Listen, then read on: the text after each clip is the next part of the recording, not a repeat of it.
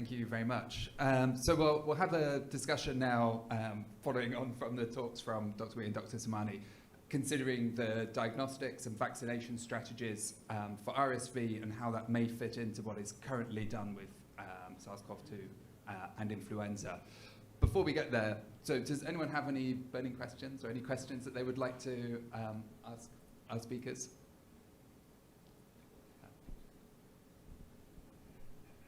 I think, if not, please raise your hand if you do have any questions that you have as we're talking, and of course you can then ask them. I think, so if we could start off talking about diagnostics, and I shall ask this to you, Dr. Wee. So I think there's been a lot of testing in children for RSV because of the association with bronchiolitis, but as you demonstrated, the data that we have currently in older adults is relatively limited, certainly in comparison to what we know about RSV in children. So before we talk about the diagnostic strategy overall, could you tell us what the strategy is at SGH, at your hospital, for diagnosing both RSV and influenza and COVID when people present with an ARI?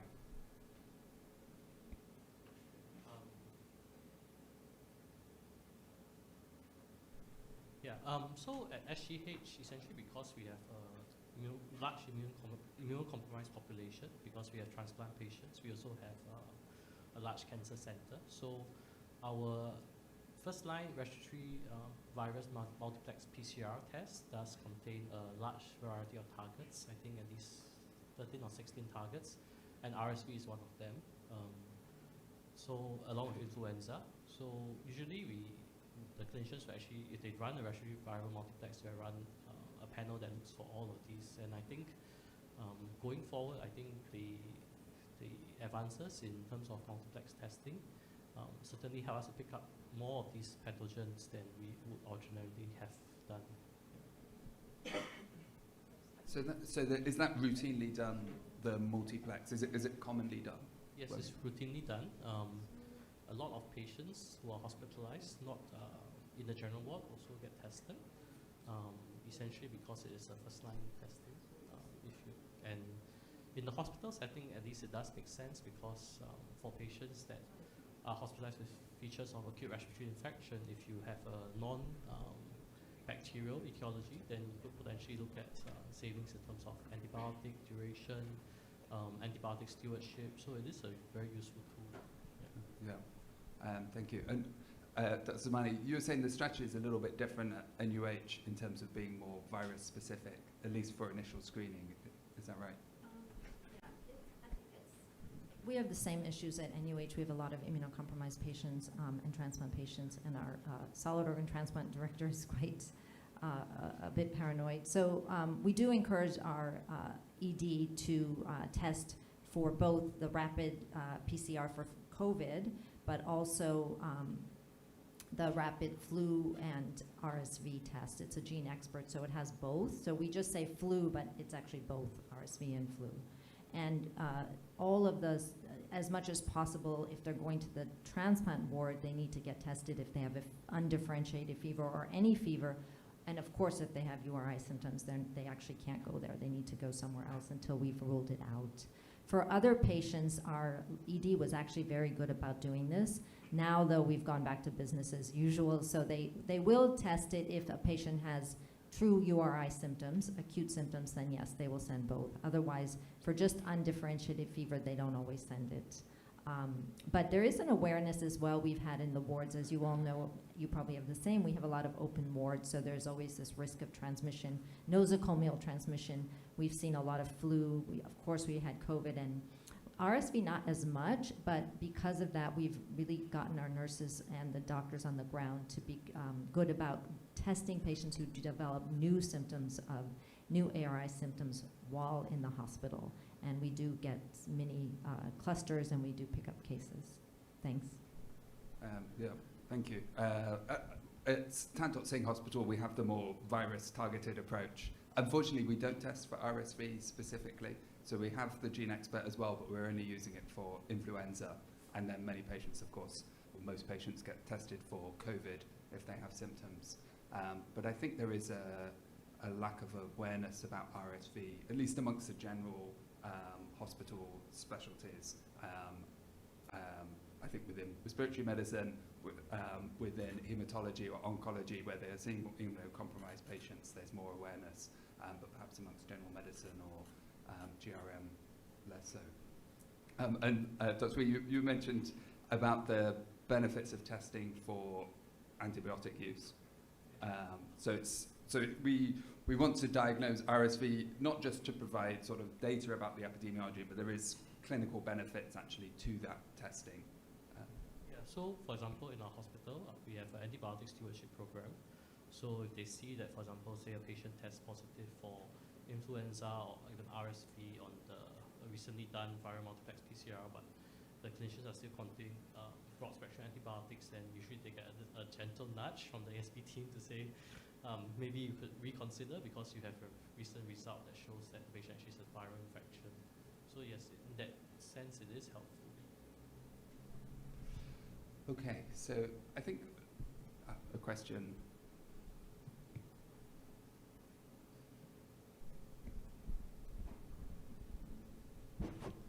It's Dr. Wu from Taiwan. May I have a question for Dr. Wee? You just mentioned the epidemiology data show the RSV is related to the age and the season. How about the epidemiology data between the tropical area and the non-tropical area? Yes, so generally from tropical countries, my recollection is that we don't really have a lot of data, but in tropical countries like Singapore, for instance, we, instead of seeing a large RSV peak at a particular time, we do see that, but we also see little peaks of RSV happening throughout the year. So it's sort of like going on at a certain level throughout the year, rather than being confined to certain seasons. And that may be what we see in tropical countries. Thank you for the question. Yeah, and I think actually that brings us nicely into vaccination, just because one question with influenza vaccination is always when to vaccinate within the tropics. So Singapore, other countries in Southeast Asia where there is year-round transmission of influenza, what is the optimal time for best effectiveness? For SARS-CoV-2, we don't really know yet because it's not fitted into a pattern. Obviously, we're expecting that it will become a seasonal infection, but at the moment it's too dominated by the emergence of new variants. For RSV, we probably don't have those concerns so much because it's a vaccine which does appear to have a longer duration of protection, so we're not thinking about annual vaccination. It's the question whether it's going to be every 2 years or every 3 years or longer. I wondered if I could ask a question, a slightly difficult one perhaps, but from the data that you have looked over, Dr. Somani, for the GSK and the Pfizer vaccines, do you think there is anything to push us to choose one over the other once they do become available? Yeah, that's a good question. I thought about this, and in fact, my dad just texted me today and said, should I get the RSV vaccine? So I said, oh, funny you ask. And I told him there's two, and I said you could probably get either one. And generally, we always say get whatever is available, and that's a general rule. But of course, I did say if you have a choice, maybe get the Pfizer, just because, you know, it seems to be a bit more durable in that second season, and also there's no adjuvant. So all things being equal, I might do that. I did say that, but I think our general rule is still whatever's available is what you should get. And then I guess the other question really is, who should you really recommend it in? Because as you saw, the ACIP came out not that strong, other than saying have a discussion with your patients and make it a shared decision making. It wasn't everyone should get it at the age of 60 or 65. So I guess that would be the other thought, and I don't know if you all have an opinion on it. It'd be interesting to hear who you would want to sit down and have that discussion with. I think that also raises the question of then of how we should, how the vaccination program should be structured. To me, it seems like from those ACIP recommendations, this is not a vaccine that we may be expecting GPs to administer because it is a smaller target group that we're likely to have this. It's not a general vaccine that we want to be promoting quite widely, like say the influenza vaccine or COVID boosters. And perhaps this is a vaccine, at least initially, where we're expecting specialists who are seeing vulnerable groups, so perhaps respiratory medicine, geriatricians. Yeah, and cardiology. I think similar to what we do in our hospitals, our cardiologists have a good program for flu and pneumovax, pneumococcal vaccine. I think it would be there. Plus, like you said, respiratory medicine and geriatrics. I would agree. And then the other would be, nursing homes and our immunocompromised. Yeah. Yeah, the immunocompromised population. Would that fit with your review of sort of who's at risk from severe illness? Yeah, I do agree. Those groups are definitely most at risk. I guess difficulty for immunocompromised population is that we don't really have much data from the trials, so we don't know whether the same immune response that we see in healthy individuals, whether this is going to be sustained or not. So, I mean, based on the trial results, it looks good, but for the immunocompromised group, it's a difficult question. And if I go back to Somani, I mean, what questions do we have about or where is the data that we still need to get about the vaccines? I think durability of protection has been raised as one. Do you have any idea from your father how much the vaccines are going to cost?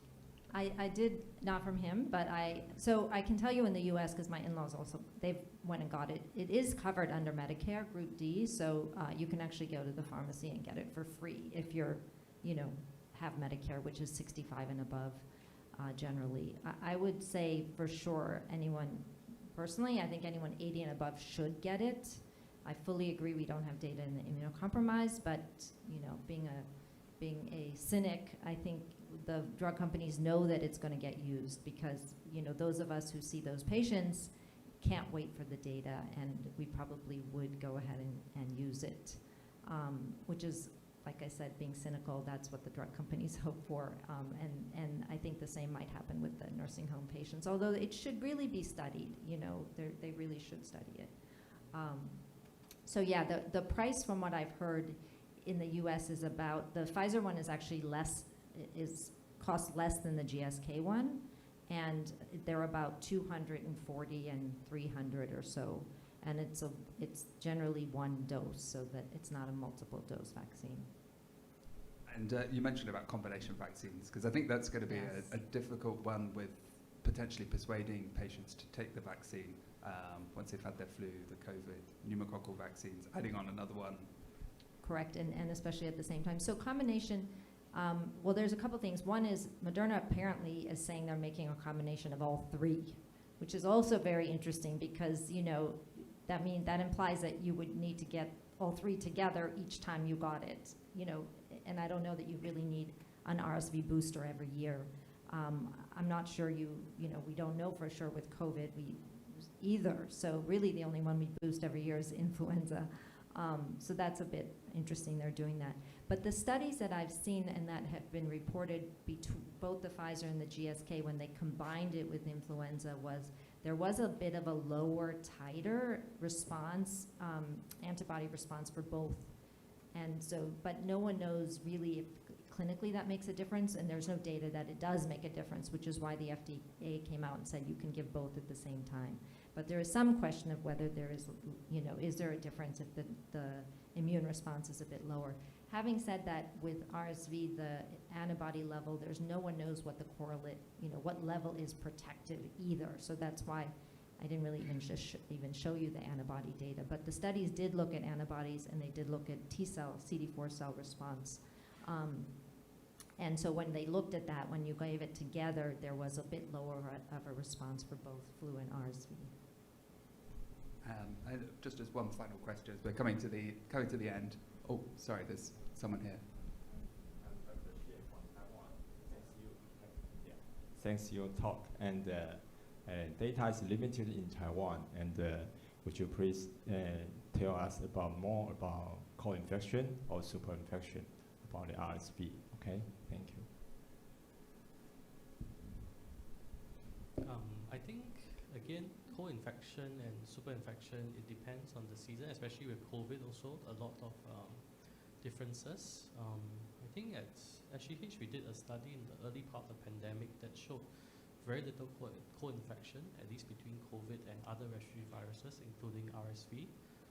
But I know from other studies that in other countries they show conversely a high degree of co-infection. So I think it really depends on the season and the timing of the study.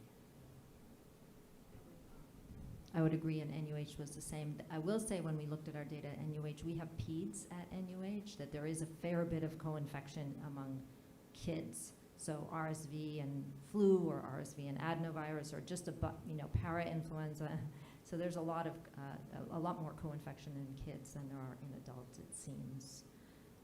In terms of bacterial superinfection, the only data I've seen recently was with lung transplant patients, and RSV and influenza both, you do see a higher risk of bacterial infection post-acute infection. So probably, just like with influenza, we do see that. I think that's a good point. Actually, that was what I was going to ask Dr. Wee, was about part of our conversation with patients to whether they want to take the vaccine. So there is combination vaccines to make it easier, looking at the cost. And I think also looking beyond the acute respiratory illness that we're trying to prevent with the vaccines, but also the other complications. I know that's something you studied with COVID, Dr. Wee. So is that and I think we can expect the same with RSV, can we?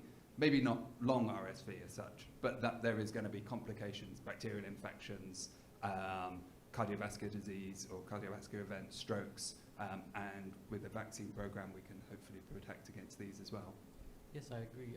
In Singapore, basically for COVID, as in we do see increased risk of cardiac sequelae, thrombosis, stroke, up to even 300 days after COVID infection, and this was during the Delta period. And the burden of this actually is highest in the elderly patients and those who are hospitalized. So whether it's due to COVID or not, or whether it's the consequence of being hospitalized, we don't know. But there are studies from the US also that have shown that you get these long-term sequelae from not just COVID, but also other respiratory viral infections, influenza as well. So I would think that definitely for the elderly at least, and those who are hospitalized, you do have risks of some of these conditions that extends even out of the acute period post-infection to the subacute and post-acute period, and perhaps for RSV also. Great. Well, thank you very much. Thank you all for attending this symposium. We'll bring this to a close here so people can move on to the next session. Thank you very much to Dr. Somani and Dr. Wee for their presentations. And thank you to Moderna for helping to support this session. There is a QR code here. If you can please scan the QR code and leave your feedback for us, that would be much appreciated so that we can help to improve these sessions in the future. Thank you very much.